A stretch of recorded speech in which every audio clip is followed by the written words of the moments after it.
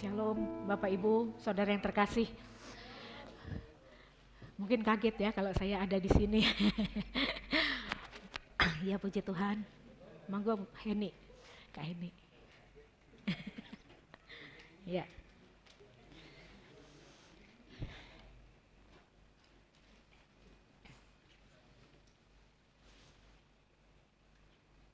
Sudah siap semua?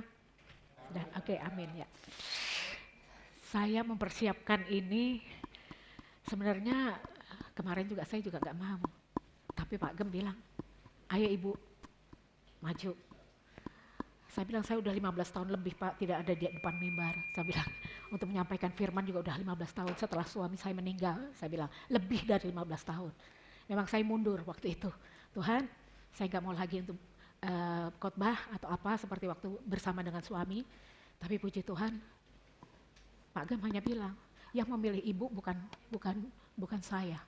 Tapi yang memilih ibu ini dengan doa, tapi Tuhan. Saya hanya nangis, saya hanya diam. Saya di rumah saya nangis, Tuhan. Saya bilang gitu. Apakah ini jawabannya Tuhan? Saya bilang gitu. Terus saya merenung.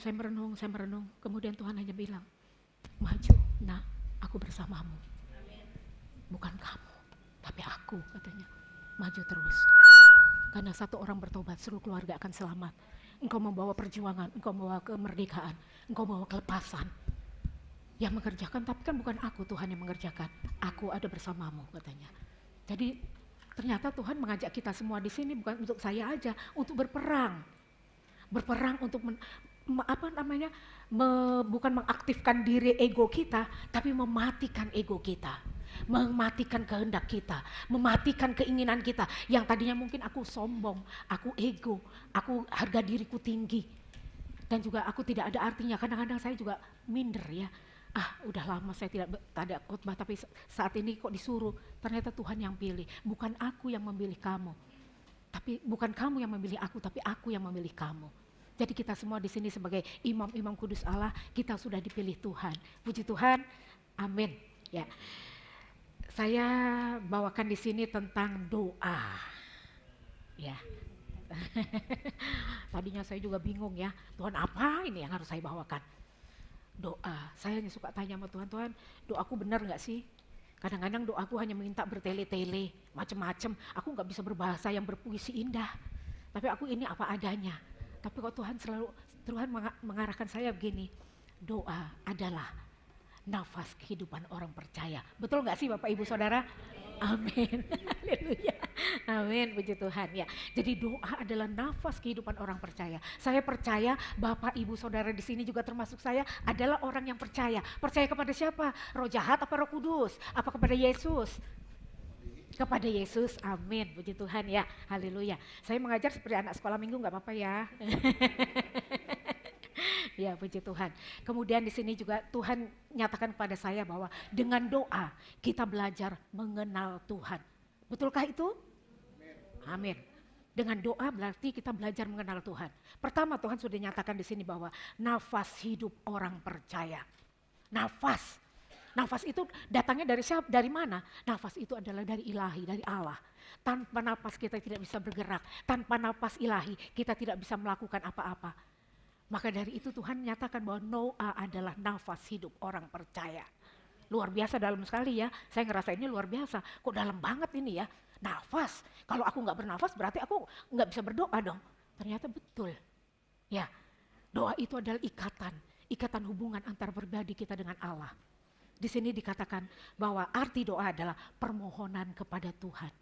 Dan di sini juga dinyatakan oleh Tuhan katanya, doa yang ketiga tadi ya, doa menembus kemustahilan. Seperti Pak Gem pernah bilang ya, bahwa kita sedang berjalan di dalam kemustahilan demi kemustahilan. Tapi ternyata dari kemustahilan itu ternyata ada kuasa Allah, kuasa Tuhan yang bekerja menyatakan bahwa tidak ada yang mustahil bagi Allah. Dan tidak ada yang mustahil bagi orang yang percaya kepada Kristus. Dan itu terjadi buat kita. Dan di sini untuk CG sudah berapa kali banyak terjadi segala yang mustahil yang tidak mungkin menjadi mungkin. Yang sakit menjadi sembuh, yang sulit menjadi senang, ya, yang sulit bahkan yang tidak lancar menjadi lancar, yang tidak ada solusi mendapatkan solusi. Dan terakhir adalah tentang retreat ya Pak Gem ya.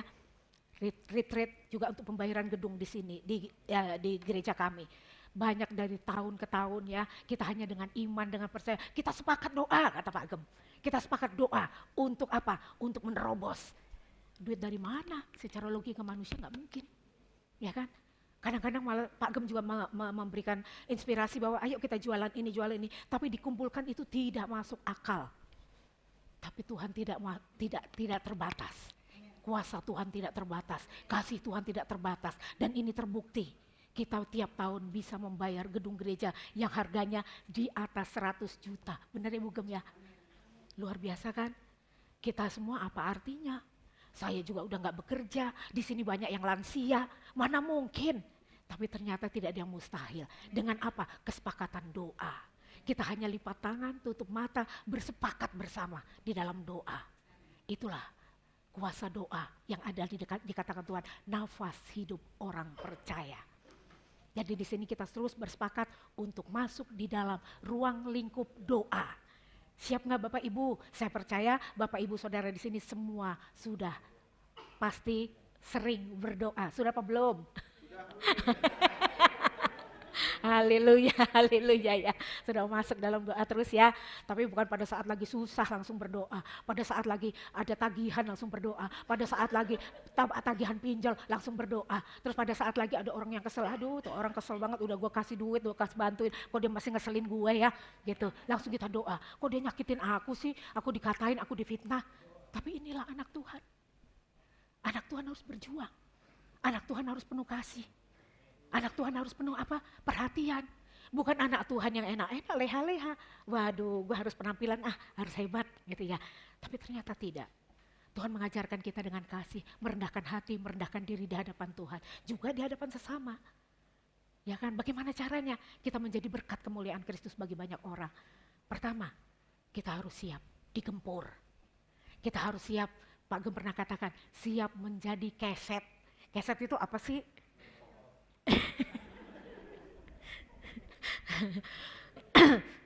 Keset ya, kita keset artinya kalau kita mau masuk ke ruangan pasti mau nggak mau disediakan keset ya Bapak Ibu Saudara ya. Keset itu diinjak-injak, udah diinjak-injak masih dibersihkan lagi, sepatu kita yang kotor ya, sandal kita yang kotor bersih. Kalau kotoran itu bukan kotoran yang apa, tapi kalau kotoran yang dari hewan, waduh bau sekali ya gitu kan. Luar biasa ya. Tuhan inginkan itu. Siap nggak kita? Ternyata dulu kita nggak siap, saya pun tidak siap. Enak sekali, aku punya harga diri, aku juga udah sekolah, udah ini, udah itu. Dulu hidupku begini-begini, kok sekarang orang itu mau menghina aku? Gak ada. Tapi di sini, di tempat ini, saya belajar banyak. Saya belajar banyak. Dari tidak tahu menjadi tahu. Dari sombong mulai luluh, kesombonganku hilang. Dari egoku yang tadinya mungkin harga diriku tinggi, maaf ini sebuah kesaksian juga. Bukan pernah waktu itu khotbah, saya juga agak tersinggung di situ. Ya ampun kena gue ini, bilang gitu. Waduh kena gue ini, waduh Bugem kali lagi benci sama aku nih ya gitu. Ya kan? Wah Bugem lagi benci ini, ada apa ini ya gitu ya. Sampai begitu, itulah manusia. Apalagi manusia yang sudah terintimidasi, dikotori oleh pikiran. Pikiran ini datangnya dari mana? Bisa teracuni oleh apa? Intimidasi kuasa gelap. Tapi kalau kita tidak buka portal ini, dia tidak akan bisa masuk. Karena ada celah. Wah iya ya harga diri gue, oh iya ya Bugem ngomongin gue ya, oh ya gini lah. Itu salah diri kita, bukan salahnya Bugem. Ya kan? Salah diri kita. Akhirnya saya banyak berdoa, saya banyak mengerti, oh maksudnya Tuhan sedang membentuk. Tuhan sedang membentuk kita, pribadi kita. Bang, karakter kita, sifat kita, mungkin sifat manusia lama kita yang tadinya mungkin, waduh, maunya dihormatin, wah siapa Bugem, siapa Pak Gem gitu ya, kita maunya dihormatin, maunya disegani, apalagi kalau maaf dengan pembantu, ini juga pengalaman ya dengan saya ya, ya, ya ada pembantu gitu ya, sampai mungkin apa namanya dia kan namanya maaf ART ya, nama ART kadang-kadang kan suka ngomongin juga sengal-sengol ya gitu ya. Terus pernah dulu saya bilang, ini kok kurang ajar amat sih dalam berbicara, dalam berbahasa, terus dalam memberikan pakai tangan kiri gitu aja ya. Saya pernah cerita sama Bu Esther. Tapi ternyata di sini saya belajar, oh iya, yang Tuhan mau adalah kasih. Yang Tuhan mau adalah apa? Satu tujuan Kristus yaitu kasih. Kasih kepada Allah Bapa dan kasih kepada sesama. Ya kan? Dan supaya apa? Terjadi apa? terjadi pertobatan bagi banyak jiwa. Kita sebagai saksi Kristus. Di situ saya belajar, tadinya saya nggak bisa, saya nggak ngerti, lu kurang ajar ini pembantu. Udah keluarin aja, saya keluarin, udah saya mau gitu. Tapi ternyata tidak bisa, saat saya berdoa, saya ditegur Tuhan, sungguh-sungguh saya ditegur Tuhan. Aku mengajari kamu bukan seperti itu, tapi aku mengajari kasih. Kasih kepada Allah, inilah salib Kristus katanya. Inilah salib Kristus, dia mau berkorban. Yesus sudah mau berkorban untuk mati di atas kayu salib. Untuk siapa? Untuk menebus dosa kita. Menebus dosa kita semua, bukan saya, bukan Pak Gembugem, tapi kita semua. Yang ada di sini, Bapak Ibu, Bapak, Saudara, dan juga semua jiwa-jiwa yang percaya Yesus. Luar biasa Tuhan ya. Jadi gak sembarangan loh ternyata. Untuk hidup bersama Yesus itu gak sembarangan. Dan dalam hubungan dengan Tuhan, kita juga harus ada apa? Satu, interaksi apa? Lipat tangan, tutup mata. Itu yang diminta oleh Tuhan. Kerendahan hati. Merendahkan diri di hadapan Tuhan. Dan mau untuk dibentuk, diubah Tuhan. Menjadi seperti yang Tuhan mau. Kadang-kadang kita gak mau ya. Gue maunya ini Tuhan. Saya pengen beli sepatu yang cakep, itu orang itu bisa beli sepatu keren banget ya. Kok gue gak punya duit ya gitu ya. Tapi kita saat berdoa, Tuhan tidak mengutamakan itu dulu. Tuhan mengutamakan apa? Malah aku suruh memberi. Saya suruh memberi. Lah ini duit tinggal segini Tuhan, kok saya suruh memberi? Saya mau beli sepatu itu. Tapi yang Tuhan minta adalah tidak. Disinilah kita harus mematikan kedagingan. Saya banyak belajar, di sini banyak belajar banyak. Bapak Ibu Saudara pasti tahu ya kalau saya kan jualan kacang ya. Iya ya. Saya jualan kacang ya. Kacang bawang. Ya. Nah, kacang bawang. Iya ya. Nah, terus Ari suka sekali itu Ari, ya kan. Terus begini, waktu itu ini kesaksian saya sebelum masuk lebih dalam lagi tentang doa ya. Waktu itu saya udah kumpulkan, saya berdoa memang sebelumnya, Tuhan, apa yang harus aku beri untuk Tuhan? Saya bilang gitu. Aku udah rajin gereja, tapi ternyata kata Tuhan cuma penampilan, katanya gitu. Oh, kurang, masih kurang, cuma penampilan, ya kan? Cuma penampilan berarti ya. Loh, berarti hatiku belum dong. Cuma kelihatannya cuma fisikku aja yang datang ke gereja, tapi rohku belum. Apa Tuhan, tambahkan lagi dong Tuhan. Saya bilang begitu. Akhirnya saya banyak belajar lagi untuk lebih dekat kepada Tuhan. Terus kedua, tentang hal jual-jualan kacang. Saya udah bilang sama Tuhan, saya mau memberi untuk masukkan kas. Saya bilang begitu. Saya mau masukkan kas untuk gereja walaupun cuma dikit. Saya bilang begitu. Tapi Tuhan beri modal. Saya bilang, tapi benar. Karena untuk kemuliaan Tuhan, Tuhan siapin dana.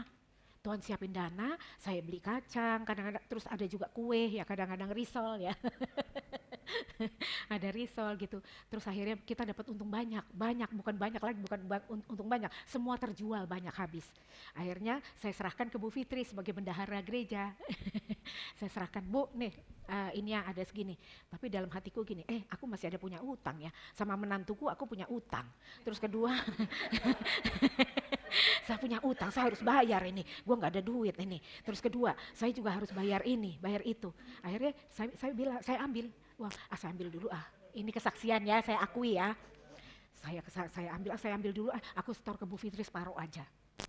Tapi Tuhan bilang apa? Waktu saya lagi duduk di situ, serahkan semua. Serahkan semua. Kamu yang meminta, kamu yang harus komitmen. Kalau manusia dunia mungkin gak mau ya, ngapain orang gue capek-capek jualan, gue udah nawar-nawarin ya kan, capek-capek jualan pasti gak mau. Tapi Tuhan katakan serahkan semua. Kamu yang meminta. Waktu itu untuk minta modal dan semuanya untuk kas. Tapi ternyata Tuhan bilang begitu. Terus untuk saya gimana Tuhan untuk pulang? Terus kedua untuk bayar utang gimana Tuhan? Untuk bayar ini gimana? Tuhan hanya bilang serahkan di sini. Di sini adalah kita harus apa? Kalau kita udah komitmen, jangan macam-macam sama Tuhan. Mungkin saat ini mungkin kita bilang nggak apa-apa lah Tuhan nggak ngelihat. Paling itu suara hatiku, ya kan? Bukan suaranya Tuhan. Bisa, ya kan? Tapi ada efek sampingnya dari apa yang komitmen kita sudah komitmenkan pada Tuhan. Di sinilah yang diminta oleh Tuhan. Harus apa? Tegas di dalam mengambil keputusan yang benar di dalam Kristus. Nggak bisa main-main, nggak bisa main-main. Lalu akhirnya saya bilang, oke Tuhan, saya pulang nggak ada apa-apa, ya udah, Saya serahkan ke Bu Fitri. Ini Bu Fitri. Tapi puji Tuhan ya saya. Tuhan luar biasa ya. Sepulangnya dari sana saya dapat berkat. Terus kedua, ada saudara saya transfer. Ini untuk Mbak ya, untuk pelayanan katanya gitu. Loh, saya bilang kok saya bisa begini, saya bilang begitu. Padahal tadi cuma berapa sih yang aku setor ke Bu Fitri ya Bu Fi ya. Ya kan, mana setor Bu Fitri paling nggak sampai sepek gitu ya, 100.000 nggak sampai ya kan. Nah, ternyata lebih dari itu, luar biasa Tuhan. Dahsyat kan? Mau nggak seperti ini? Berani komitmen, berani melakukan, berani untuk siap untuk menjadi rugi. Kelihatan dunia kita rugi, tapi di dalam Allah kita mengumpulkan harta kekayaan sorga. Puji Tuhan. Berani ya, Bapak Ibu Saudara harus siap dan berani. Jangan pelit sama Tuhan. Ya, walaupun tidak punya uang, gue beli dulu jajanan dulu, kayaknya enak tuh jajanan di luar. Gue beli dulu deh, ntar persembahannya sedikit aja. Ya, jangan. Berikan yang terbaik buat Tuhan. Tubuhmu, jiwamu, rohmu sudah diberi kehidupan yang baru oleh Tuhan. Kamu datang ke JG bukan karena kekuatanmu, tetapi karena apa? Karena Tuhan sudah memilih Bapak Ibu Saudara juga saya. Walaupun mungkin rumah saya di kampung halaman saya di Cibitung, jauhnya bukan main, harus naik kereta. Naik ojek, kereta, ojek lagi, pulangnya juga ojek, kereta, ojek. Tapi kalau bareng sama Bu Oya, saya bisa ngirit. Gitu. saya bisa ngirit ya gitu. Tapi memang luar biasa Tuhan. Entar ditagih katanya, nanti ya dihitung ya. Itu luar biasa Tuhan. Makanya komitmen ya. Siap Bapak Ibu Saudara? Siap. Oke, kita masuk dalam hal doa ya. Ini saya catat tentang hal doa, yaitu arti doa adalah permohonan kepada Tuhan dengan harapan apa yang dikehendaki terkabul. Itu doa. Biasanya orang dunia kayak gitu. Gue doa aja deh supaya terkabul permohonan gue. Ya kan? Tapi sih lebih terkabulnya kalau aku ngomong sama orang, gak usah doa. Kalau sama orang kan langsung ya. Lina, tolong dong aku, anterin aku ke sana ya. Aku mau apa? Mau nagih utang. Kayak gitu ya. Nagih utang Lin, jangan ya. Enggak ya, maaf ya. Nagih utang. Tapi padahal kita harus suruh berdoa, Tuhan aku mau menagih utang. Jamah lawat orang itu. Beri berkat rezeki buat dia. Kalau ngomong mali, ayo. Cuma ayo aja kan. Tapi kalau kita berdoa, ada kuasa lain di dalam dia. Ada rancangan Tuhan yang luar biasa untuk kita. Jadi jangan sampai kita berharap hanya kepada manusia ya sayang. Ya, kita harus berharap kepada Tuhan. Karena di sini Tuhan sudah katakan, permohonan kepada Tuhan dengan harapan apa yang dikehendaki terkabul. Tapi juga dalam doa juga kadang-kadang tidak terkabul loh. Ya kan? Ada jawaban doa pertama, bisa dijawab langsung. Kedua, tunggu waktu Tuhan. Dan ketiga, tidak terjawab. Karena apa tidak terjawab?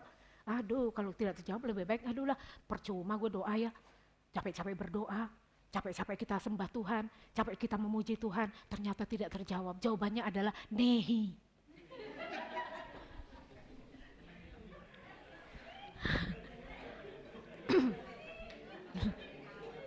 Zero, ya kan? Ya kan? Di sini dibilang, karena apa tidak terjawab? Karena tidak seturut kehendak Tuhan. Apa yang kau minta itu untuk memuaskan hasrat diri. Tuhan enggak setuju dengan itu.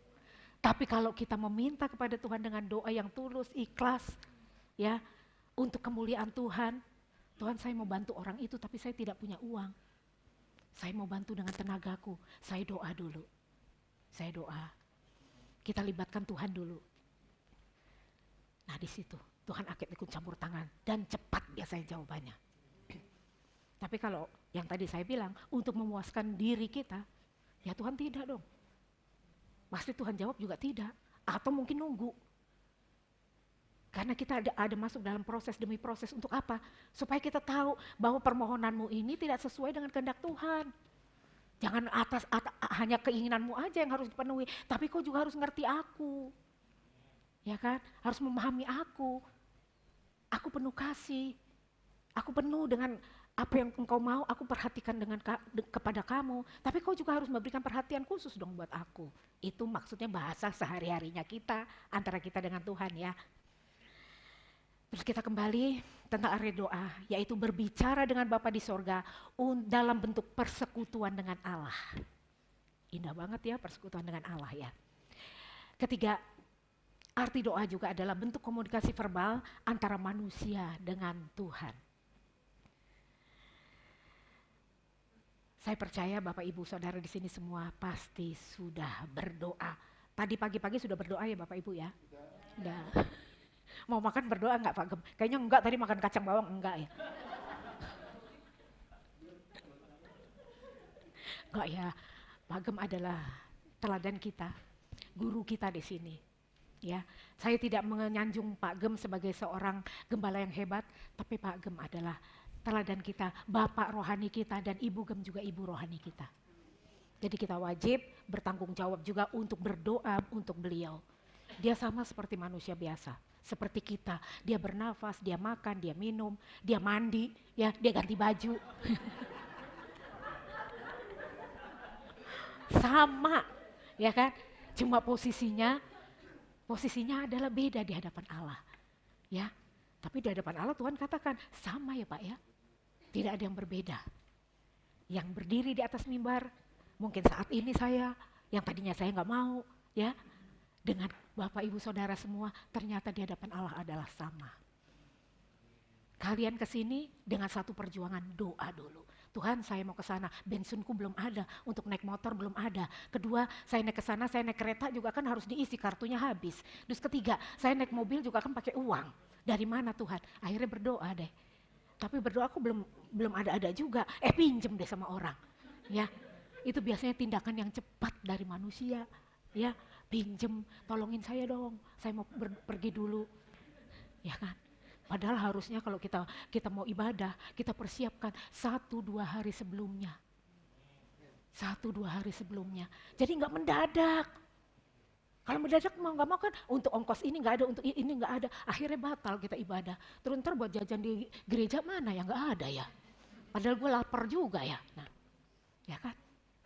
Padahal yang paling utama adalah kita memberikan persembahan hati. Kalau ada berkat, persembahan untuk berkat kemuliaan Tuhan.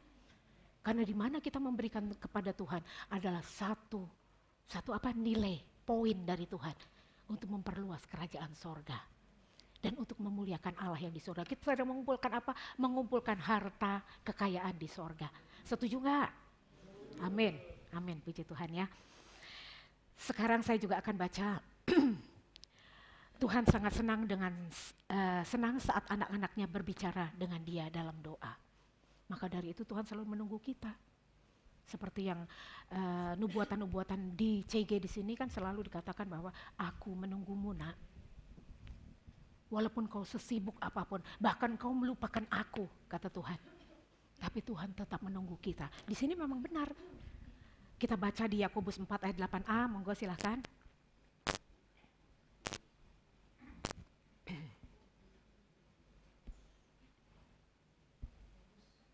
Yakobus 4 ayat 8a. Yakobus 4 ayat 8. Mendekatlah kepada Allah dan Ia akan mendekat kepadamu. Tahirkanlah tanganmu, hai kamu orang-orang berdosa, dan sucikanlah hatimu, hai kamu yang mendua hati. Yes. Mendekatlah kepada Allah dan Ia akan mendekat kepadamu. Ini ada satu tindakan iman, tindakan rohani, di mana Tuhan hanya memberikan pesan mendekat kepada Allah. Hanya mendekat, ngapain sih susah-susah kita mendekat untuk dekatin orang aja gampang. Ya kan, mau mendekat kepada Allah aja sulit sih. Kita mau ketemu sama orang jalan-jalan yuk, kemana, ke mall? Iya deh, yuk oke, jalan mau. Tapi di sini Tuhan bilang mendekatlah kepada Allah dan Ia akan mendekat kepadamu. Tapi kadang-kadang kita lupain Tuhan. Karena Dia nggak kelihatan, padahal Dia ada bersama dengan kita. Dan ada juga bersama dengan Bu Esther, dengan Bu Fitri, dengan Ari, Bang Jo dan semuanya. Ya kan? Jadi mau nggak mau Dia bilang katanya mendekatlah kepada Allah dan Ia akan mendekat kepadamu. Kenapa? Karena Tuhan senang berbicara dengan kita. Senang sekali. Apalagi kalau kita Tuhan, kita udah lipat tangan, kita tutup mata. Aduh pujian sembah, terima kasih Tuhan, dengan hancur hati aku datang. Dengan pujian sembah yang luar biasa, Tuhan senang, bahagia. Senang gak kalau seorang bapak, misalnya didatengin anaknya, Pak, aku pengen dong beli permen itu. Permen apa? Permen yang ada kacangnya. Oh permen apa lagi? Yang coklat. Pasti bapaknya akan memberi kan? Ya kan? Pasti akan memberi kan? Ya kan? Apalagi Bapa kita yang di sorga. Ya kan? Saya Tuhan mau beribadah, saya mau mendekat kepada Allah dan Ia akan mendekat kepadamu. Tahirkan tanganmu, katanya. Apa itu tanganmu? Tangan ini dipakai untuk melakukan yang baik, yang benar untuk kemuliaan Tuhan. Melakukan pekerjaan bagi Tuhan. Tahirkan, jangan ada dosa. Mungkin lewat tangan aku pernah mencuri, lewat tangan mungkin juga aku pernah melakukan hal-hal yang tidak baik, tidak benar. Lewat tangan mungkin juga kita tangan yang kotor pada ibu atau saudara kita sedang bikin kue, kita pegang-pegang, itu sudah merusak. Ini juga Tuhan bilang, tahirkan tanganmu. Hai kamu orang-orang berdosa dan sucikanlah hatimu. Hai kamu yang mendua hati. Kenapa dibilang mendua hati? Kenapa dibilang mendua hati? Sekarang aku percaya Yesus. Sesudah mungkin 1 menit kemudian aku percaya kepada siapa? Andreas. Yang apa? Dia yang pandai.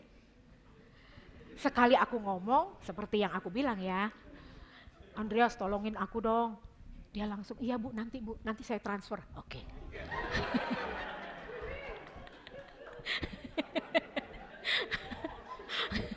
Oke, saya transfer bu. Andreas sudah tahu ya. Karena semua untuk kemuliaan Tuhan, untuk pelayanan ya. Terus saya juga bilang, puji Tuhan ya, luar biasa. Anak-anak Tuhan memang penuh kasih. Ya penuh kasih, benar. Walaupun mungkin dalamnya hatimu juga kadang-kadang, udah tahu gue lagi gak ada duit, masih dimintain aja. Uangku tinggal segini tapi kok Bu Wati ini masih minta-minta aja nih, katanya gimana sih Bu Wati. Tapi semua untuk kemuliaan Tuhan ya. Kita saling berbagi, kita saling menutupi kekurangan sesama kita saling membangun. Ya, pasti upahmu besar di sorga. Puji Tuhan. Kemudian kita lanjut. Tuhan Yesus juga ajarkan kita untuk berdoa dengan tidak jemu-jemu. Ini contoh Yesus Kristus yang sering berdoa, selalu melibatkan Bapa di dalam setiap kegiatan hidupnya. Luar biasa Yesus ya. Makanya saya juga kemarin juga gini, hebat sekali Tuhan ya. Dia sampai melibatkan waktu, dia anak Allah loh. Lah kita yang anak manusia yang sudah dipercayakan Tuhan sebagai anak Allah, kok malas berdoa ya? Untuk berdoa saja, untuk menyembah Tuhan aja males. Datang ke gereja paling juga action doang, biar dilihatin Pak Gembugem, biar dilihatin orang bahwa aku datang ke gereja, ya kan? Supaya dilihatin opa juga ya opa ya. Ya, tapi ternyata di sini Tuhan katakan bahwa apa tadi? Tuhan Yesus ajarkan kita untuk berdoa dengan tidak jemu-jemu dan sudah dicontohkan oleh Dia. Di Lukas 18 ayat 1b, mungkin kayak ini boleh bicara, boleh bacakan. Maaf ya. Lukas 18 ayat 1. 1b. Yesus mengatakan Yesus, suatu perumpamaan kepada mereka untuk menegaskan bahwa mereka harus selalu berdoa dengan tidak jemu-jemu. Tuh, ya kan? Ini Tuhan sudah nyatakannya, berdoa dengan tidak jemu-jemu. Kita berdoa kadang-kadang tidak jemu-jemu, ini belum lulus, belum apa, aku ada tagihan pinjol, belum terbayar. Berdoanya jemu-jemu terus saja, habis berdoa pagi, siang, sore, malam, doa lagi. Ya, terus misalnya kita sakit cuma bisulan doang ya, bisulan, nggak kempes-kempes, udah dikasih obat, dikasih apa, nggak kempes-kempes, doa terus, Tuhan udah aku berdoa tapi aku mau ke dokter dengan BPJS, tapi aku nggak ada ongkos untuk ke sana jauh, ya kan? Akhirnya dia pakai minyak urapan dengan doa terus supaya bisulnya kempes. Ya, di sini Tuhan hanya minta selalu berdoa dengan tidak jemu-jemu, menegaskan lagi. Yesus mengatakan suatu perumpamaan kepada mereka untuk menegaskan bahwa mereka harus selalu berdoa dengan tidak jemu-jemu. Pada saat suka, pada saat bahagia, pada saat duka, pada saat yang terjepit sekalipun atau terpojok sekalipun, kita harus selalu berdoa. Berdoa itu kan hanya mengucap syukur. Ada hubungan intim antara kita dengan Tuhan. Ada hubungan yang sangat pribadi antara pribadi kita dengan Tuhan. Di mana Tuhan juga ingin berbicara loh. Saya juga pernah ngerasain. Pada saat saya berdoa, saya memuji, menyembah Tuhan, ternyata Tuhan ini berbicara. Besok kamu gak usah berangkat. Loh, kok ada suara siapa nih? Suaraku apa suara Tuhan? Gak usah berangkat. Ditunda dulu, jam waktu berangkatmu ditunda. ini suara aku apa suara Tuhan? Ah, nggak usah lah, besok aku mau berangkat kok bareng anak-anakku. Aku mau kunjungan ke rumah saudara. Ya biasa silaturahmi, atau kalau orang ini silaturahim ya. Tapi Tuhan bilang ditunda waktunya. Dan itu terbukti. Waktu itu saya bilang ke anak, nanti aja. Jadi gimana caranya saya harus ngomong ke anak? Pasti saya dimarahin. Emang mama yang nentuin, katanya begitu ya. Tapi hari saya hanya berdoa, Tuhan kalau memang ini adalah cara Tuhan, waktu Tuhan, kehendak Tuhan, aku mau ikuti. Tapi tolong lembutkan anak-anakku. Benar, saya tunda cuma berapa jam. Ternyata di Depok ada kecelakaan. Saya hanya ngerenung, Tuhan terima kasih. Ternyata penundaan ini terbukti. Jadi itulah, kita sering bersekutu dengan doa, dengan Tuhan lewat doa. Doa itu ada kerendahan hati loh. Doa itu gak memaksa loh. Doa itu juga tidak menyuruh Tuhan, Tuhan tolong aku. Enggak. Tuhan hanya minta apa? Ketulus ikhlasan kita. Kerendahan hati kita.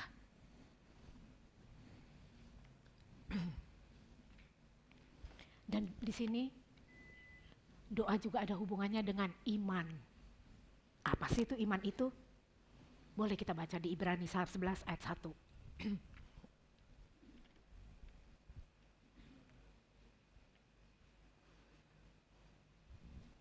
Ibrani 11 ayat 1.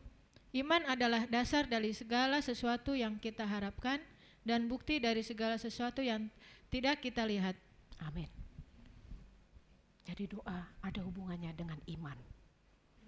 Iman adalah dasar segala sesuatu yang kita harapkan dan bukti dari segala sesuatu yang belum kita lihat, segala sesuatu yang tidak kita lihat. Seperti tadi ya yang saya ceritakan, ternyata ada kecelakaan di Depok. Kalau kita terabas terus mungkin kita macet, capek, cucu-cucu juga pada nangis, pada rewel, pasti macem-macem. Tapi karena kita tunda, ternyata lancar terus. Itulah, dengan iman berarti ya, harus seimbang, sinkron antara doa dengan iman. Kemudian di sini juga ada satu perjuangan. Doa juga harus perlu perjuangan loh, nggak diam aja. Ada tindakan loh, nggak hanya nunggu jawaban dari Tuhan, tidak. Ada tindakan. Pertama kita berdoa, kedua perjuangan kita, dan mengaktifkan iman kita kepada Tuhan. Amin. Di sini saya jelaskan juga tentang hal doa Yesus, di mana Yesus selalu mengambil waktu untuk berdoa. Yesus selalu mendoakan untuk orang lain. Selama ini kita sudah mendoakan untuk orang lain apa belum? Sudah ya, terutama jiwa-jiwa ya. Saya dapat pesan Tuhan, ternyata Tuhan Yesus saya belajar ya, dia juga mendoakan anak-anak. Di Matius 19 ayat 13. Kemudian Yesus juga mendoakan untuk orang-orang yang percaya. Di Yohanes 17 ayat 20. Kemudian Yesus juga mendoakan bagi murid-murid. Apakah kita salah satunya murid-murid Yesus? Amin ya, kita murid-murid. Jadi dalam ruang lingkup kehidupan kita, dalam segala aktivitas kita, Tuhan tidak lepas mendoakan kita sebagai murid-murid. Ada 3 hal Yesus yang doakan bagi kita, yaitu doa berkat, kemudian juga kedua doa perlindungan, dan ketiga adalah doa pengampunan. Wih dahsyat ya Tuhan ya. Boleh deh kita baca di doa pengampunan yang ada di Lukas 23 ayat 34.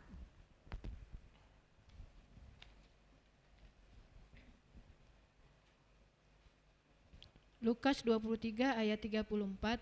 Yesus berkata, "Ya Bapa, ampunilah mereka, sebab mereka tidak tahu apa yang mereka perbuat." Dan mereka membuang undi untuk membagi pakaiannya. Mungkin Bapak Ibu Saudara tahu, firman ini menyatakan pada saat Yesus mau disalib. Salib ya Pak Gem? Sudah disalib ya Pak Gem? Ya.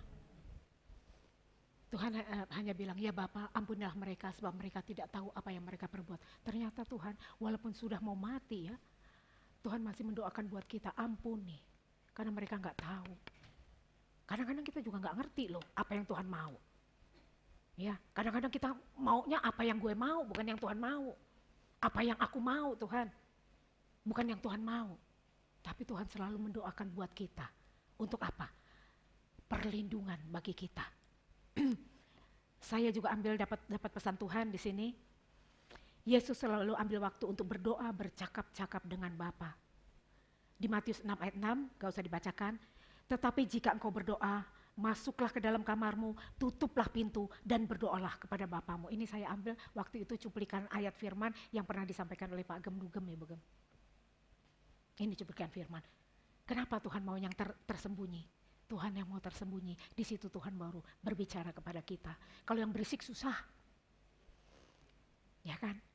Kita siapkan waktu. Mungkin keluarga kita, rumah tangga kita, rumah tinggal kita berisik dengan aktivitas. Tapi bagaimana saya bisa masuk ke dalam kamar untuk berdoa? Kita ambil waktu malam hari, pada saat hening, seperti Yesus juga lakukan. Dia selalu setiap habis melakukan aktivitas pelayanan, dia menyingkir. Untuk apa? Menyediakan waktu berdoa kepada Bapa. Siapkah kita seperti dia? Dia sudah menjadi teladan loh. Udah menjadi teladan bagi kita. Dia juga sudah menjadi Tuhan Juru Selamat kita. Dia sudah rela mati di atas kayu salib, menebus dosa kita. Siapkah kita disalib? Sekarang aja kita kena paku aja nangis. Melihat darah aja ngucur atau kita udah bingung. Kena tangan kita kena silet atau pisau aja berdarah kita bingung. Yesus disalib.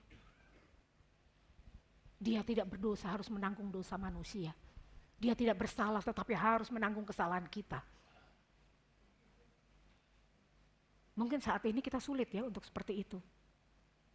Tapi Tuhan mau kita pikul salib. Sudah siap kita untuk pikul salib? Siap semuanya? Kalau siap pikul salib, buka mata rohani kita. Buka hati pikiran kita untuk Tuhan. Siapkan hati kita untuk Tuhan. Apapun yang terjadi, yang aku hadapi di depan kita, kita siap. Kalaupun aku harus mengalami cobaan ini, kalaupun aku harus sulit seperti ini, kalaupun aku harus difitnah oleh orang seperti ini, aku harus siap. Mungkin di sini siap, di luar enggak ya? Di luar harus siap ya? Siap ya? Karena kita harus menjadi keset untuk kemuliaan Tuhan. Kemudian di sini saya ambil jelaskan lagi, di waktu Yesus naik ke bukit untuk berdoa seorang diri, yaitu di Matius 14 ayat 23. Kemudian pagi-pagi benar, waktu hari masih gelap, ia bangun dan pergi keluar ke tempat yang sunyi dan berdoa. Itu ada di Markus 1 ayat 35. Kemudian di Lukas 4 ayat 42, ke suatu tempat yang sunyi. Ketika hari siang, Yesus berangkat dan pergi ke tempat suatu yang sunyi. Ini biasanya dia lakukan sesudah atau sebelum melakukan pelayanan. Terus terakhir tentang di Lukas 5 ayat 16, akan tetapi ia mengundurkan diri ke tempat sunyi dan berdoa. Di Lukas 6 ayat 12, monggo silakan Mbak Heni.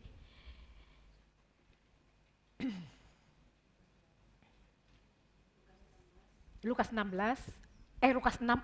ayat 12. Lukas 6 ayat 12. Pada waktu itu pergilah Yesus ke bukit untuk berdoa, dan semalam-malaman ia berdoa kepada Allah. Ya. Berdoa kepada Allah, semalam-malaman berdoa kepada Allah. Di sini saya dapatkan ya pesan Tuhan. Waktu itu dia berdoa kepada Allah, Tuhan mau memilih 12 muridnya. Itu Tuhan loh. Semalam-malaman emang sebentar. Kalau kita paling cuma 5 menit aja udah makasih ya Tuhan, aku sudah sampai dari gereja. Terima kasih Tuhan, aku mau makan, berkati makanan ini, minuman ini supaya aku sehat, supaya aku kuat. Paling itu aja Bu Gem ya. Tapi di sini Tuhan untuk mengambil keputusan, dia Tuhan. Dia Allah, dia anak Allah. Dia masih berdoa kepada Bapa. Kita harus ikuti teladan dia. Untuk mengambil keputusan memilih 12 murid. Siapa aja sih dari 12 murid itu? Itu dengan doa.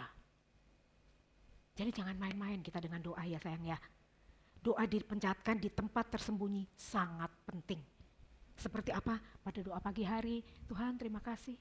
Saya boleh bangun dalam keadaan sehat segar bugar. Sebelum aku menginjakkan kaki Tuhan, aku serahkan hari ini kepadamu. Perjalanan hidup ini dari awal sampai pagi, siang, sore, malam, hari, aku serahkan ke dalam tanganmu. Kemudian dalam perjalanan hidup pagi, siang, sore, malam nih, Mungkin kita dipancing untuk marah, dipancing untuk emosi. Aduh, nih belanjaan kok harganya mahal, duitku kok kurang ya untuk belanja. Bagaimana ya untuk beli tempe, tahu kok kurang. Akhirnya kita marah-marah deh, ya kan? Udah marah-marah, emosi, terus ada salah sedikit, oh maaf saya juga ada kesaksian lagi. Waktu itu saya masak, terus saya rebus sesuatu, baru saya saring, saya tempatkan, AART-nya anak saya bilang gini, dibuang itu air, padahal air itu mau saya minum. Saya marah-marah, hampir marah. Akhirnya Tuhan ingatkan, kenapa kau marah? Kenapa kau marah? Kendalikan hatimu, kendalikan dirimu. Kau harus menjadi terang dan garam. Dan saya langsung masuk kamar, saya berdoa, saya minta ampun. Saya rangkul itu ART, saya maafin saya ya. Itulah cara Tuhan dengan kasih. Jangan pura-pura. Di depan orang kita pura-pura sayang, di depan orang kita pura-pura baik, tapi padahal di dalam hati kita kesel. Ini mentang-mentang ompong ngomongnya di dalam kesel gitu keluar. Ya, padahal nggak boleh. Akhirnya saya bilang sama baik Tuhan, saya bilang terima kasih, ampuni aku. Ternyata ada rencana Tuhan di sini. Tuhan selalu ikut campur tangan di dalam rencana kehidupan kita. Karena rancangan Tuhan adalah damai sejahtera, bukan kecelakaan. Kenapa sampai seperti itu dibuang? Kalau aku minum larutan air rebusan daun ini, mungkin kolesterolku akan rendah sekali. Tensiku akan turun sekali. Jadi langsung saya diberikan pemahaman oleh Tuhan. Kamu sudah makan sayuran ini. Rebusan ini jika kau makan akan mengakibatkan tensimu turun rendah, kolesterolmu turun rendah, dan kau akan mungkin lemah atau mungkin kalau bahasa kitanya tepar. Ya, ternyata saya baru merenung gitu, oh iya ya, ada baiknya ternyata Tuhan. Jadi luar biasa Tuhan ya, dahsyat. Apalagi kalau kita terus intim sama dia, bicara dengan dia. Saya juga tidak seperti Pak Gembugem ya, rajin berdoa, tapi di sini saya dilatih untuk terus berdoa. Puji Tuhan. Kita ambil di saya ada ini Pak Gem kasih waktu sampai jam 1 ya Pak Gem ya. Gak apa-apa deh, saya singkat aja deh. Ada 10 alasan kita untuk harus berdoa. Ada 10 alasan loh, banyak juga ya. Rinciannya sampai capek kita juga. Saya juga capek loh, sampai dapat kayak gini capek. Dapatnya baru tadi. Kemarin saya dapatnya yang lain-lain. Ini banyak udah saya catat tuh. Tapi Tuhan sampaikan karena waktu, ya udah saya singkat aja. Baru tadi capek bener-bener. Tuhan kok ada ini gimana ini, saya sampai bingung. Kok nggak sampai gini? Dikasih tahu. Ini. Jadi enggak, artinya kita ikut Tuhan enak ya. Kalau ikut manusia mungkin hanya terbatas. Aduh katanya mama capek-capekin aja, kita juga capek gini. Pasti kena emelan, pasti. Tapi dengan Tuhan dengan lemah lembut diajarin kita, dia kasih tahu kita. Padahal gue bodoh loh, bener aku akui bodoh. Apalagi udah 15 tahun gak tahu, jarang-jarang lah baca firman, aku tetap baca firman. Tapi tidak jarang untuk menafsirkan. Kalau itu kan sudah terbiasa dulu ya Bu ya. Dengan hikmat Tuhan saya bisa menafsirkan, saya kadang-kadang bawa untuk anak-anak, saya bawa firman, saya ini. Kayak kadang udah enggak kan, kalau dunia bilang orang udah tumpul ya. Tapi tidak ada yang mustahil bagi Allah. Yang berbicara di sini bukan saya, aku ada di balik Kristus, aku ada di balik Kristus, Yesus yang berbicara. Saya percaya terjadi terobosan di sini, terjadi pemulihan di sini, terjadi pertobatan di sini, terjadi kelepasan di sini, terjadi kesembuhan di sini. Amin. Ya. Tadi saya juga mau bawa tentang hal pengabulan doa. Yaitu boleh Matius 7 ya, Matius 7. Silakan Mbak Heni. 7 sampai 11 ya. Matius 7 ayat 11. Ayat 7 dari awal dulu. Iya. Hal pengabulan doa. Matius 7 ayat 7. Mintalah maka akan diberikan kepadamu, carilah maka kamu akan mendapat, ketuklah maka pintu akan dibukakan bagimu. Kemudian ayat 8. Matius 7 ayat 8. Karena setiap orang yang meminta, menerima, dan setiap orang yang mencari, mendapat, dan setiap orang yang mengetuk, baginya pintu dibukakan. Amin. Kemudian ayat 9. Matius 7 ayat 9, adakah seorang daripadamu yang memberi batu kepada anaknya jika ia meminta roti? Ayat 10. Matius 7 ayat 10, atau memberi ular jika ia meminta ikan? Kemudian ayat 11. Matius 7 ayat 11, jadi jika kamu yang jahat tahu memberi pemberian yang baik kepada anak-anakmu, apalagi Bapakmu yang di sorga, ia akan memberikan yang baik kepada mereka yang meminta kepadanya. Amin. Puji Tuhan. Boleh kembali ke ayat 7 lagi. Matius 7 ayat 7. Di sini ada dalam doa ada 3 unsur, yaitu minta, cari, ya. Mintalah maka kamu akan diberikan kepadamu, cari kamu akan mendapat, ketoklah maka pintu akan dibukakan bagimu. Ternyata ada usaha. Dalam doa juga kita ada usaha. Usaha apa? Untuk menyatu dengan Tuhan. Bukan hanya minta sembarangan ya. Bukan hanya minta, Tuhan aku minta dong pasangan hidup yang cocok untuk aku. Bukan mentang-mentang aku jomblo ya. Bukan jomblo, bukan. Single parent.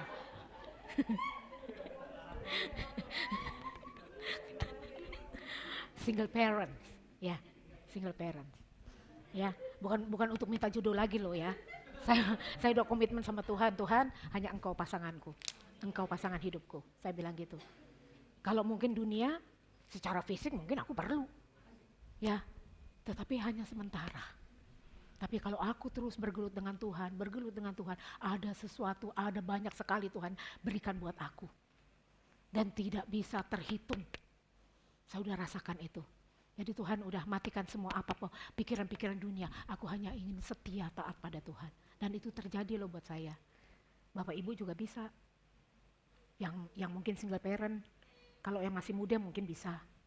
Tapi kalau yang sudah cukup gak usah lah. Udah sama Tuhan aja. Sama Tuhan aja. Kita mengerjakan sesuatu untuk kemuliaan Tuhan. Tapi kalau yang belum dapat pasangan, ya bisa kita minta sama Tuhan yang seturut kehendak Tuhan. Bukan seturut kehendakku. Seperti Ari juga keren.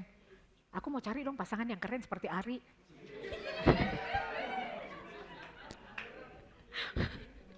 Ya kan? Aku pengen dong seperti dia. Dia mandiri. Dia pegang dapur juga bisa. Ya kan? Dia pegang kamera juga bisa. Ya kan? Terus bisa mandi sendiri, ya kan? Jadi kita gak usah mandiin. Ya kan? Ya. Terus dia bisa cari uang. Biasanya kan gitu ya, untuk ukuran-ukuran kita manusia. Tapi kalau kita udah lipat tangan tutup mata, kita tanya Tuhan, apakah benar Tuhan ini yang aku inginkan? Apakah benar Tuhan ini pasangan hidupku? Apakah benar Tuhan? Kalau memang bukan, biar pisahkan. Kami hanya menjalin hubungan sebagai kawan. Jadi begitu indah Tuhan. Dengan cara Tuhan tidak menyakiti diri kita, tidak menyakiti diri Ari, atau diri teman kita.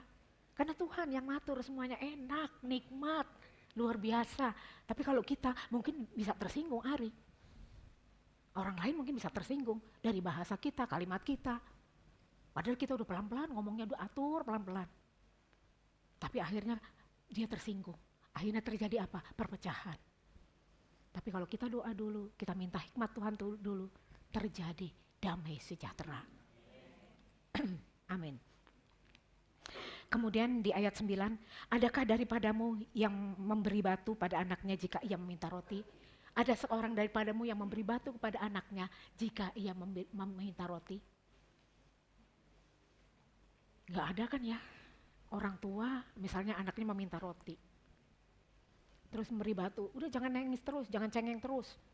Bolak-balik cengeng, udah tahu kita gak punya duit. Minta roti lagi, rotinya roti Holland lagi yang mahal. Roti Holland Bakery lagi yang mahal, nggak mungkin kan ya? Ya, sedangkan kita duit udah tanggal tua. Kalau kita ngomong tanggal tua ya. Inilah Bapa Sorgawi. Bapa Sorgawi tahu memberi yang terbaik buat kita. Bapa dunia aja bisa memberi anaknya supaya jangan nangis, jangan cengeng. Apalagi Bapa Sorgawi. Pasti memberikan yang terbaik, yang terindah, yang termanis untuk kita.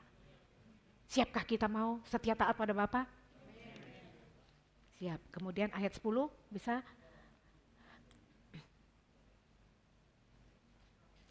Atau memberi ular jika ia meminta ikan. Nggak ada ya. Anaknya minta ikan masa dikasih ular. Nggak mungkin ya. Ya, kemudian ayat 11. Jadi jika kamu yang jahat tahu memberi pemberian yang baik kepada anak-anakmu, apalagi Bapamu yang di sorga, Ia akan memberikan yang baik kepada mereka yang meminta kepadanya. Ini saya garis bawahi, memberikan yang baik kepada mereka yang meminta kepadanya. Tuhan selalu memberikan yang terbaik. Bukan saja baik, tapi terbaik menurut ukuran Tuhan. Bagi saya mungkin, tapi Tuhan aku kan maunya yang A. Kenapa kok Tuhan kasih yang B? Ini apakah yang terbaik dari Tuhan? Itu biasanya komplainan manusia yang tidak puas dengan apa yang kita terima. Tapi kalau kita anak-anak Tuhan, saya percaya anak Tuhan di sini tetap mengucap syukur. Walaupun mungkin kita terima A, ada bopeng-bopengnya dikit, ya kan? Ada bopeng-bopengnya dikit, tapi inilah yang terbaik dari Tuhan untuk saya. Ya kan? Mungkin bagi manusia, dia ada bopengnya jelek ya. Tapi ini yang terbaik. Kenapa ada bopengnya? Supaya aku bisa merasakan, mengasihi dia sebagai manusia. Supaya aku bisa apa? Menutupi kekurangan yang ada pada dia. Supaya aku bisa apa lagi? Supaya aku bisa menjadi berkat kemuliaan Kristus bagi dia.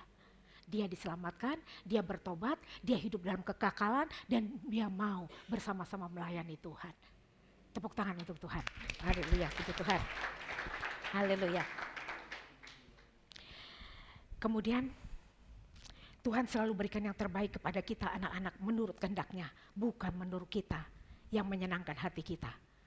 Saya juga dapat di Lukas 11 ayat 13, jika kamu yang jahat bisa memberi yang baik kepada anak-anakmu, apalagi Bapa di sorga, Ia akan beri Roh Kudus kepada mereka yang meminta. Luar biasa yang beri Roh Kudus ya. Jarang loh, mampukah kita manusia memberikan Roh Kudus kepada anak-anak kita? Gak akan bisa. Gak akan bisa. Tanpa seizin Tuhan. Roh Kudus hanya diberikan kepada kita, bagi kita yang mencari Dia. Kemudian di Tesalonika 5 ayat 17-18, tetaplah berdoa, mengucaplah syukur dalam segala hal, itulah yang dikehendaki Allah dalam Kristus Yesus bagi kamu. Ini pesan Tuhan juga, yaitu untuk kita selalu berdoa. Saya dapat lagi bahwa yang mengalahkan segala serangan baik intern dan ekstern itu adalah kita tetap berdoa. Semakin kita berdoa, semakin kita semangat. Terus di sini juga ada kuasa doa, bahwa doa itu juga adalah saya dapat benteng. Benar nggak Pak Gem? Doa adalah merupakan benteng dan senjata. Jadi doa itu juga merupakan peperangan. Siap nggak kita berperang? Jangan hanya kita minta, Tuhan aku minta ini. Tolong dong Tuhan supaya berhasil. Tapi ternyata kok nggak berhasil. Kenapa Tuhan? Akhirnya marah, kalau wong Jawa ngomong mecucu. Ya, cemberut. Kecewa. Begini ya Tuhan. Udah dah, gue nggak mau ke gereja lagi, percuma. Kalau seperti kemarin yang saya waktu bugem khotbah, mungkin kalau secara dunia saya pasti nggak akan ibadah. Tapi setelah Tuhan kasih pengertian luar biasa, kamu akan dipulihkan, kamu akan naik tingkat, kamu akan naik level. Wow, ternyata harus begini dulu ya, aku ngerasain ya, harus mau ditegur, diingatkan, mau terima. Kadang-kadang kita kesinggung, mentang-mentang gembala, enak aja ngomongnya. Tidak. Enggak ya. Dia Bu Gembala juga punya hikmat loh.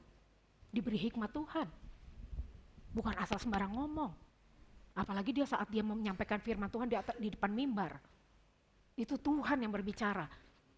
Melalui mulut lidah bibirnya. Melalui hati pikirannya. Jadi jangan tersinggung. Ayo kita belajar untuk kita legowo, kalau orang Jawa ngomong ya. Terbuka untuk Tuhan. Berserah pada Tuhan, mengucap syukur dalam segala hal. Ada 10 di sini ya. Tadi doa dan merupakan benteng yang menjaga kita dari serangan musuh. Kedua, Doa adalah senjata kekuatan kita untuk mengalahkan musuh. Benteng kita dari serangan musuh. Menjaga kita dari serangan musuh. Kalau mungkin intimidasi yang masuk ke sini seperti yang kemarin itu saya rasakan. Kalau kita nggak kuat, kita hancur. Aku mungkin nggak akan ibadah lagi. Ya kan? Udah capek-capek ke gereja, pakai ongkos lagi. Ya kan? Belum lagi menyiapkan waktu, menyiapkan semangat. Belum lagi di perjalanan kadang-kadang kita nggak dikasih duduk sama orang, di kereta kita berdiri, padahal kaki kita udah pegelinu. Ya, tapi karena Tuhan baik sama kita, Tuhan mau menaikkan level iman kita, Tuhan mau memberikan yang terbaik buat kita. Akhirnya saya mau merendahkan hati, merendahkan diri di hadapan Tuhan. Saya mau dibentuk, saya mau diubah, saya mau mengasihi semua orang. Saya juga minta ampun sama Tuhan, saya minta ampun sama Bugem. Makanya saya cium, sama Bugem waktu itu Bugemnya. Saya cium Bugem. Padahal itu hanya perasaanku loh, itu hanya perasaan. Bagaimana kalau misalnya perasaan itu diekspresikan, pasti jadi perang, pasti jadi berantem. Ya kan? Makanya jangan ikuti perasaan jiwa. Ikuti perasaan Kristus yang penuh kasih. Kasihilah Tuhan Allahmu dengan segenap hatimu, dengan segenap jiwamu, dengan segenap akal budimu, dengan segenap kekuatanmu. Dan hukum yang kedua, kasihilah sesamamu manusia seperti dirimu sendiri. Tuhan hanya minta itu. Saya akan jelaskan tentang ada 10 alasan kita berdoa. Sebentar lagi ya Pak Gem ya, sebentar lagi.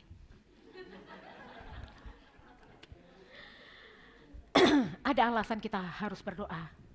Karena dengan berdoa, pencobaan dapat dikalahkan dengan doa. Boleh kita baca di Matius 26 ayat 40-41 Mbak. Artinya bahasa atau pesan-pesan ini ternyata Tuhan nyatakan ada di firman. Tadinya saya bilang bener gak sih ini? Apa ada di firman? Saya bilang ternyata ada loh. Setelah saya lihat, oh ada.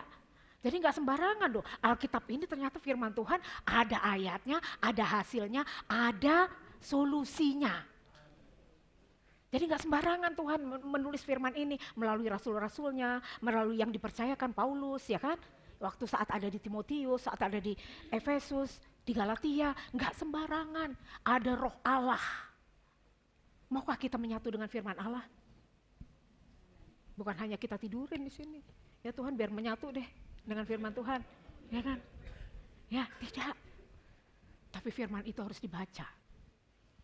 Pada sebelum membaca kita harus berdoa. Minta hikmat marifat sorga. Jadi kita mau berubah harus baca firman. Silakan Mbak. Matius 26 ayat 40.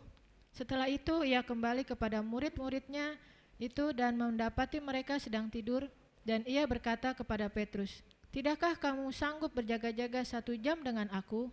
Ayat 41.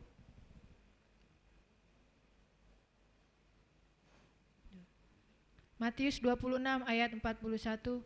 Berjaga-jagalah dan berdoalah, supaya kamu jangan jatuh ke dalam pencobaan. Roh memang menurut, tetapi daging lemah. Amin. Ini waktu saat Yesus di Taman Getsemani ya Pak Gem. Di Taman Getsemani. Ada 10 alasan kita harus berdoa. Pertama, ada pencobaan bisa dikalahkan dengan doa. Berjaga-jagalah dan berdoalah supaya kamu jangan jatuh ke dalam pencobaan. Roh memang penurut tetapi daging lemah. Jadi di sini Tuhan nyatakan buat kita, berjaga-jaga. Pencobaan itu, walaupun Yesus pada saat di Taman Getsemani, Tuhan aku gak mampu. Sampai dia berdoa sampai dengan peluh. Tapi di sini Tuhan nyatakan, pencobaan dapat dikalahkan dengan doa. Akhirnya dia berserah. Kehendakmu lah yang jadi, bukan kehendakku. Terus kedua, 10 alasan kita harus berdoa. Dengan doa, hati kita bisa dilembutkan. Hosea 10 ayat 12.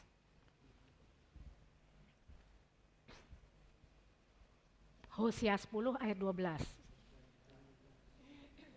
Di perjanjian lama ya. Hosea 10 ayat 12. Menaburlah bagimu sesuai dengan keadilan, menuailah menurut kasih setia. Bukalah bagimu tanah baru, sebab sudah waktunya untuk mencari Tuhan. Amin. Sampai ia datang dan menghujani kamu dengan keadilan. Amin. Di sini dikatakan menaburlah bagimu sesuai dengan keadilan, menuailah menurut kasih setia. Jadi hati kita dilembutkan. Lewat doa hati kita dilembutkan dengan kasih. Jadi kita disuruh diminta Tuhan adalah menuai dengan kasih. Carilah Tuhan, mengenallah dengan kasih Tuhan, bukan dengan kasih manusia. Carilah Tuhan dengan kasihnya Tuhan, bukan kasihnya manusia. Kemudian yang ketiga, alasan kita harus berdoa. Tuhan ditemukan lewat doa. Yaitu di Yesaya 55 ayat 6. Carilah Tuhan. Yesaya 55 ayat 6.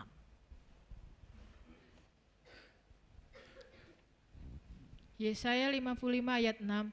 Carilah Tuhan selama ia berkenan ditemui. Berserulah kepadanya selama ia dekat. Amin. Puji Tuhan. Tuhan ternyata ditemui lewat doa. Luar biasa ya. Karena Dia kudus. Sebelum kita masuk hadirat Tuhan, kita pun juga harus kudus. Tuhan hanya ditemui lewat doa. Dia begitu kasih, begitu luar biasa, begitu kuat. Dia selalu memberikan solusi jawaban buat kita. Kalau kita lagi kepepet. Tapi kalau kita lagi bahagia sukacita, juga Tuhan memberikan kasih karunia-Nya, sukacita dan sejahteranya yang luar biasa buat kita. Kita tenang, kita adem ayem tentrem rasanya. Oke, yang keempat, alasan kita harus berdoa adalah yang keempat, kehidupan dapat disegarkan lewat doa. Amsal 5 ayat 4.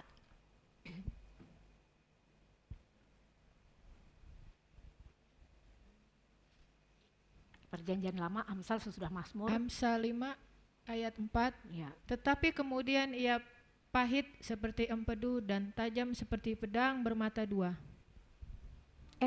Amos 5 ayat 4. Maaf, ampun ya. Maaf, Amos 5 ayat 4. Amos 5 ayat 4. Sebab beginilah firman Tuhan kepada kaum Israel, carilah aku maka kamu akan hidup. Sebab beginilah firman Tuhan kepada kaum Israel, carilah aku maka kamu akan hidup. Kenapa bangsa Israel menjadi umat pilihan Tuhan? Padahal dia bebal degil ya, tapi Tuhan tetap mengasihi mereka. Begitu pula kita. Kadang kita bebal degil, tapi Tuhan mengasihi kita. Inilah yang diminta oleh Tuhan. Beginilah firman Tuhan kepada kaum Israel, carilah aku, maka kamu akan hidup. Hidup rohani kita, hidup iman kita, hidup kepercayaan kita, bahkan hidup roh Allah hidup di dalam kita. Di sini kehidupan disegarkan lewat doa. Ada nafas hidup. Ada nafas hidup di sini. Karena Tuhan katakan, cari aku, maka kamu akan hidup. Kemudian kelima, jiwa kita dihiburkan. Bisa dibaca di Lukas 18 ayat 1.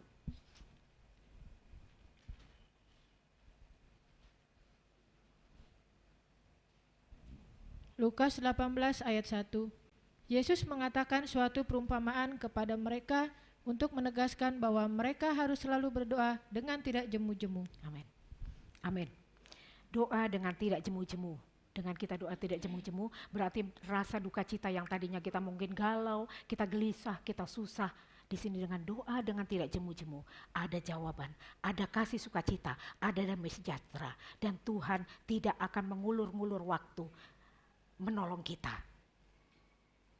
Puji Tuhan ya, seperti janda waktu dia meminta pembelaan haknya pada hakim yang lalim, yang pernah Pak Gem pernah ceritakan ya, yang ada di firman Tuhan.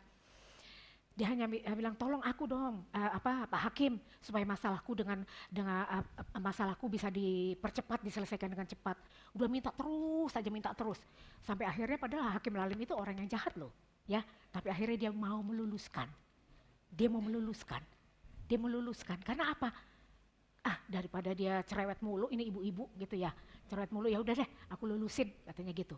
Aku turuti apa yang dia mau, sehingga masalah masalah waktu itu di pengadilan dia bisa selesaikan. Nah di sini janda itu minta dengan tidak jemu-jemu. Demikian juga kita saat berdoa tidak jemu-jemu. Tuhan minta tuh tidak jemu-jemu. Jangan bosen berdoa, ya. Jangan bosen. Kadang-kadang kita bosen ya berdoa, capek lelah ya Bu. Kok gini-gini aja sih hidup gue ya gitu. Kok nggak maju-maju ya. Tapi ternyata kita lagi diproses. Untuk apa? Untuk tidak jemu-jemu berdoa. Kemudian di ayat 6, yang ke-6, Alasan kita untuk berdoa adalah ada ketekunan dihasilkan lewat doa. Yaitu di Roma 12 ayat 12.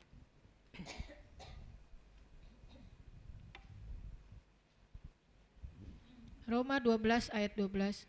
Bersukacitalah dalam pengharapan, sabarlah dalam kesesakan, dan bertekunlah dalam doa. Amin. Dalam doa ada ketekunan ya. Kesetiaan, ketekunan, kita harus bertekun dalam doa. Jangan males, jangan bosen. Seperti kita berkomunikasi dengan Bapak kita, seperti kita berkomunikasi dengan suami kita atau istri kita atau kepada anak kita. Terima kasih Bapak, terima kasih suamiku, terima kasih istriku yang begitu baik, yang begitu menolong aku, perhatian kepada aku. Jadi di sini kita ada ketekunan. Kemudian ketujuh, Roh Kudus memberikan kita kuasa lewat doa, yaitu di Efesus 6 ayat 18.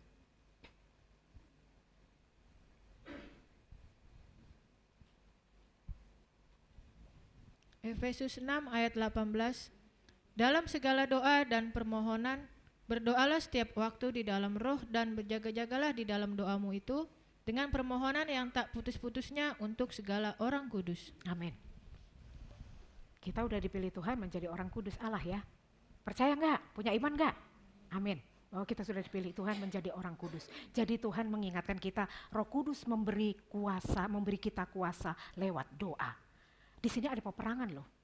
Ya, di sini ada peperangan. Peperangan orang Kristen melalui kekuatan yang diberikan oleh Tuhan untuk melalui kekuatan iblis. Karena di sini juga dikatakan bahwa iblis itu seperti singa yang mengaung-ngaung, jadi dia setiap waktu bahkan dia nunggu kita, di mana ya celah dosa yang ada pada dia, di mana ya kelemahan dia. Kayak aku ya, saya kasih gambaran. Saya kadang-kadang, saya selalu diingatkan oleh Pak Gem, jangan takut Bu, tetap berdoa. Memang saya rasa takut, tapi puji Tuhan sekarang udah mulai hilang dan saya imani saya tidak boleh takut, saya harus berani, saya harus nyatakan bahwa saya sudah sehat.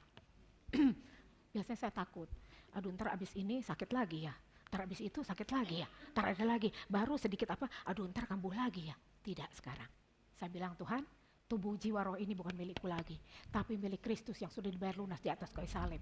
Oleh darahnya, oleh tubuhnya yang sudah membayar lunas, tidak bisa dibayar oleh apapun. Jadi di sini ya, Roh Kudus memberi kita kuasa. Kita aminkan bahwa Allah bekerja dalam kita. Kemudian ke-8, kekhawatiran dikalahkan lewat doa dengan bersyukur. Di Filipi 4 ayat 6, jangan khawatir, doa dan permohonan dengan ucapan syukur. Jadi kita enggak boleh khawatir. Kemudian ke-9, kebangunan rohani datang lewat doa. Yaitu di Kisah Para Rasul 1 ayat 4, bertekun sehati di dalam doa. Di sini adalah ada kesepakatan di dalam doa. Kesepakatan dalam doa. Terjadi kebangunan rohani. Kita berdoa untuk jiwa-jiwa yang terhilang. Kita juga berdoa untuk jiwa-jiwa yang terlepas atau mungkin juga mereka sudah beriman kepada Kristus tapi ternyata setelah mendapat pasangan dia kembali kepada iman yang lama. Terus ke-10, dengan doa mengguncang dunia, yaitu penuh dengan Roh Kudus, beritakan firman Allah dengan berani. Yohanes dan Petrus waktu itu dilarang sampaikan firman Tuhan dan ternyata pada saat dia tertangkap ada kegoncangan. Boleh dibaca ya, ini luar biasa ya, mengguncang dunia. Kisah Para Rasul 4 ayat 31. Kisah Para Rasul 4 ayat 31. Dan ketika mereka sedang berdoa, goyanglah tempat mereka berkumpul itu dan mereka semua penuh dengan Roh Kudus. Lalu mereka memberitakan firman Allah dengan berani. Yes, dia memberitakan firman Allah dengan berani. Ada kegoncangan, ya, memberitakan firman. Goyanglah tempat mereka berkumpul itu dan mereka semua penuh dengan Roh Kudus. Haleluya ya, kita senang banget ya kalau penuh dengan Roh Kudus ya. Mereka sedang berdoa, goyanglah tempat mereka berkumpul itu dan mereka semua penuh dengan Roh Kudus. Mereka memberitakan firman Allah dengan berani. Saat ini kita berani nggak menyampaikan firman Allah? Kadang-kadang takut ya, kita bersaksi aja takut. Saya naik ojek ya, sering ya, saya naik ojek. Bu dari mana Bu? Kok pulangnya malam? Saya dari gereja. Kok malam Bu? Emang ada Bu gereja sampai malam? Karena rumahnya jauh ya. Ya ada Pak, kan puji Tuhan kita habis doa sepakat, saya bilang begitu. Terus saya bilang, saya cerita luar biasa Tuhan, katanya. Kenapa kok jauh-jauh sampai di Jakarta? Karena saya bertumbuh di sana, dimanapun juga ada, pertumbuhan rohani ada, di gereja-gereja manapun juga ada. Tapi bagaimana kita rasakannya? Saya sudah ajak dulu, saya bilang begitu. Dan saya rasakan di situ roh Allah hidup di dalam saya. Apa itu roh Allah? Akhirnya dia tanya tentang sampai akhirnya Yesus. Siapa itu Yesus, Bu? Yesus adalah pribadi Allah. Dia adalah Allah sendiri yang dalam wujud manusia. Saya jelaskan mungkin kadang-kadang salah-salah, tapi kok Tuhan selalu mengarahkan saya sampai dia bilang, oh gitu ya Bu, katanya gitu. Berarti di dalam Yesus ada ini dong Bu, ada keselamatan. Saya jelaskan, di dalam Yesus ada keselamatan. Di Tuhan katakan, akulah jalan dan kebenaran dan hidup. Tidak ada seorang pun datang kepada Bapa kalau tidak melalui aku. Oh, maksud Bu, jadi kita yang Islam gimana Bu, katanya. Ya, karena dia tidak percaya Yesus, tidak ada keselamatan. Saya bilang gitu. Terus akhirnya dia bilang, oh begitu ya Bu. Tapi kan kita udah sholat, udah banyak sekali dia cerita.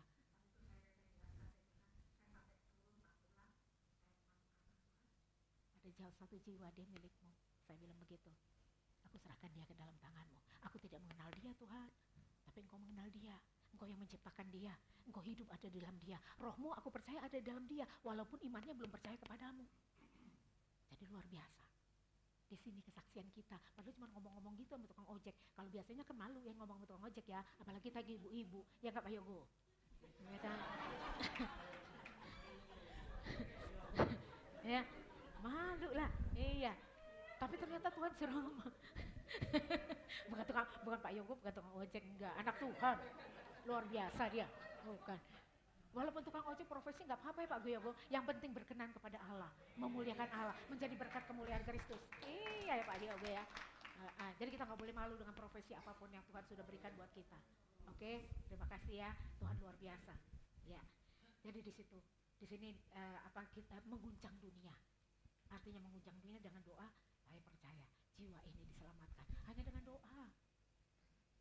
Aku nggak kenal dia, tapi aku percaya Tuhan selamatkan dia. Puji Tuhan, hormat kemuliaan bagi Tuhan.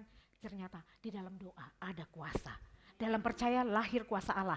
Iman sebesar biji sesawi aja jika itu diimani bahwa bisa memindahkan gunung yang besar.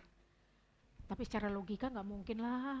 Orang kita kayak gini, doa juga kadang-kadang naik, kadang-kadang turun. Iman kita juga kadang-kadang naik, kadang-kadang turun. Tapi Tuhan sudah memberikan jawaban, memberikan harapan. Bahwa jika imanmu sebesar biji sawi, kamu bisa memindahkan gunung. Dan itu terbukti. Apa yang tidak mungkin menjadi mungkin. Apa yang tadinya sakit Tuhan bisa sembuhkan. Apa yang tadinya jahat menjadi baik. Apa yang tadinya buruk menjadi benar. Dan Tuhan nyatakan bahwa dosa yang merah seperti kirmisi akan diubah menjadi putih seperti salju. Dosa yang merah seperti kain kesumba akan diubah Tuhan menjadi putih seperti bulu domba. Haleluya, puji Tuhan. Kemuliaan bagi Tuhan yang luar biasa, dahsyat, bahwa jangan khawatir, nyatakan dalam doa Allah kita permohonan dengan ucapan syukur. Tetaplah berdoa dan ucapkanlah syukur. Saya ambil kesimpulan pertama adalah tetaplah berdoa apapun kondisimu. Kemudian doa adalah tempat di mana kita berperang. Ya. Ketiga adalah yang terbaik adalah di dalam doa ada keamanan dan di mana Tuhan menjanjikan ya dan amin. Karena janji Tuhan tidak pernah gagal. Di Tesalonika 5 ayat 17 ayat 18 boleh kita baca sekali lagi. Terakhir ya. Udah kebanyakan nanti kesian. Mungkin ini lompat-lompat, mohon maaf ya.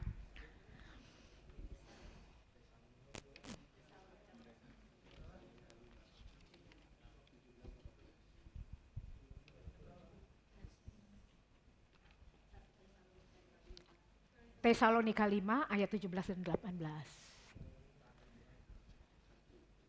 1 Tesalonika ya. Ada?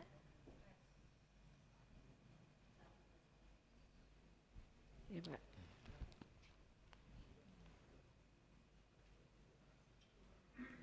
Ya, 1 Tesalonika 5.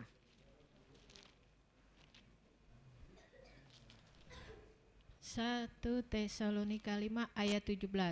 Tetaplah berdoa.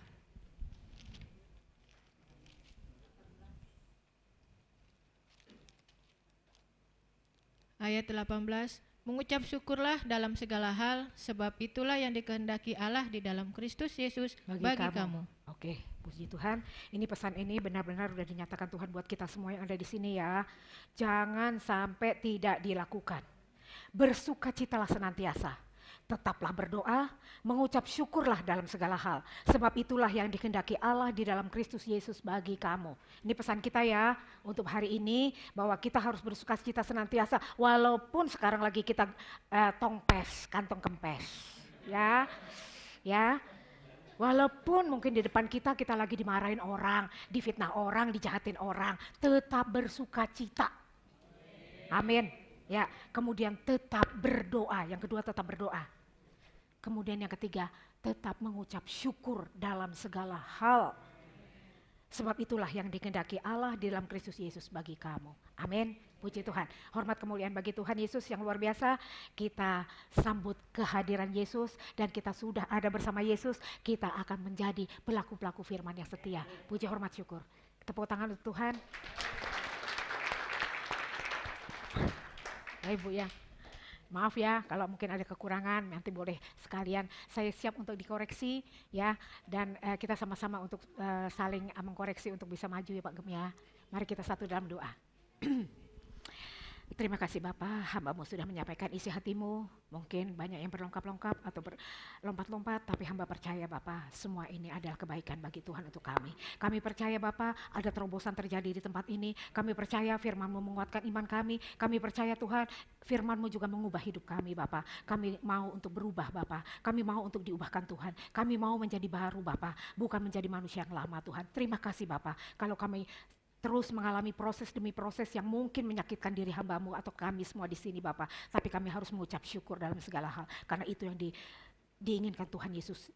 Diinginkan Bapa dalam Kristus Yesus. Kami harus tetap bersukacita. Terima kasih Bapa. Puji, hormat, syukur kepadamu Bapa. Kami serahkan semuanya kembali ke dalam tangan-Mu Bapa. Proses-proses ini mendatangkan kebaikan. Dan kami akan menjadi kuat, menjadi kokoh, dan menjadi mandiri. Dan kami akan tetap bergantung dan berharap kepada Allah. Bukan kepada manusia lagi. Terima kasih Tuhan Yesus. Terima kasih Bapa. Terima kasih Allahku yang hidup, yang luar biasa. Kami kembalikan semuanya ke dalam tangan-Mu. Roh Kudus, kami serahkan semua jiwa-jiwa yang ada di sini. Juga mungkin jiwa-jiwa yang melihat secara online-nya Bapa, jamah lawat mereka semua Tuhan, supaya kami mengalami terobosan yang luar biasa, yang sakit mengalami kesembuhan, yang duka cita mengalami Tuhan menjadi sukacita, bahkan yang rohaninya sedang lemah, Tuhan kuatkan, dan kami hidup baru di dalam kemenangan bersama Kristus. Terpujilah Engkau dulu sekarang hingga selamanya, hanya di dalam nama Bapa, Putra, Kudus, dalam nama Yesus kami sudah berdoa dan bersyukur. Terpuji-pujilah Engkau dulu sekarang hingga selama-lamanya. Haleluya. Kita sama-sama katakan amin. Ya, terima kasih.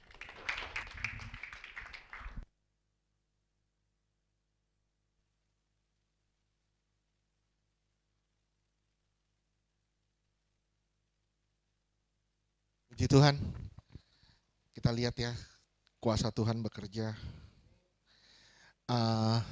Bulan depan siapa?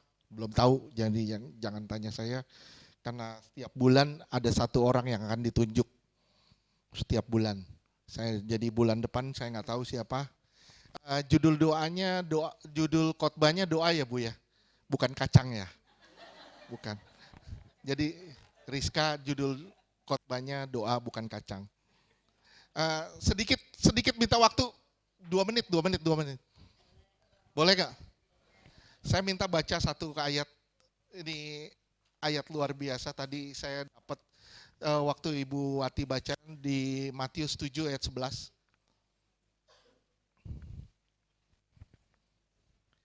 Jika kamu yang jahat tahu memberi pemberian yang baik kepada anak-anakmu, apalagi Bapamu di surga, Ia akan memberikan yang baik kepada mereka yang meminta kepadanya. Ingat, katanya di situ memberikan yang baik, bukan memberikan yang kamu mau. Ya, jadi kadang kita minta, belum tentu kita dapat, tapi kita pasti dapat yang jauh lebih baik dari apa yang kita minta. Itu kuncinya. Jadi doa bagi orang yang sudah dewasa rohaninya, doa bukan mendapatkan apa yang saya mau, Tapi doa adalah perubahan diri kita menjadi seperti yang Tuhan mau. Kita harus berubah lewat doa itu, kita berubah menjadi seperti yang Tuhan mau. Bukan hanya mendapatkan apa yang kita mau. Jangan salah dalam berdoa. Kalau kita minta terus, kapan kita mau berubahnya? Justru semakin orang itu dewasa, semakin dia mengurangi yang namanya permintaan. Yang diperbanyak adalah penyembahan. Bukan berarti gak boleh, silakan. Kenapa? Kamu dalam posisi doa adalah posisi Bapa dengan gak salah. Tapi yang harus disadari, anak tidak selamanya anak-anak. Dia akan bertumbuh menjadi dewasa, bertumbuh menjadi besar. Dan begitu besar, dia yang akan merawat orang tuanya. Apa yang kamu bisa beri buat Tuhan, bukan apa yang Tuhan bisa beri buat kamu. Itu kuncinya. Apa yang kamu bisa beri buat Tuhan. Ya. Jadi semuanya di sini, ayo kita sama-sama jangan jemu dalam berdoa. Walaupun hari ini kita mungkin gak dapet. Saya mungkin mau kasih sedikit kesaksian. Saudara tahu ya, dompet saya hilang. Dompet saya hilang. Mobil saya ditabrak orang. Saya berdoa. Jujur saya berdoa. Saya sampai jalan, sampai istri saya bilang, kamu apa? Saya beliin makanan. Saya jalan. Nggak pulang-pulang, ternyata saya puterin jalan, saya nyari dompet. Di sana saya kepikiran satu, STNK itu susah banget. SIM. Saya puterin jalan sambil berdoa. Ternyata enggak dapat. Ternyata Tuhan mau satu. Saya sudah dapat. Cuman saya enggak percaya kalau saya sudah dapat. Dan Tuhan bisa menggantikannya dengan sesuatu yang baru. Amin. Kita maunya yang itu. Tapi Tuhan bilang enggak yang itu. Tapi yang baru. Ya, jangan ngotot. Tapi relain diri kita. Doa adalah satu pembentukan pribadi kita. Kalau saudara nggak bakal dapat apa-apa kalau saudara nggak punya kerendahan hati. Kalau saudara nggak rendah hati, jangan berharap sesuatu. Saudara harus rendah hati baru saudara dapetin apa yang saudara minta. Rendah hati apa? Bukan sikap fisik. Monggo, bukan. Rendah hati adalah sikap hati kita. Mau ditegur, mau dibentuk. Kalau saudara berdoa, saudara adalah orang yang mau dibentuk, mau ditegur sama Tuhan. Ditegur kadang gak enak, tapi itulah prosesnya. Dan di situ saudara harus melipat tangan, tutup mata, dan saudara ditegur di dalam doa, diproses lewat doa. Dan saudara akan menjadi prajurit-prajurit yang gagah perkasa. Amin.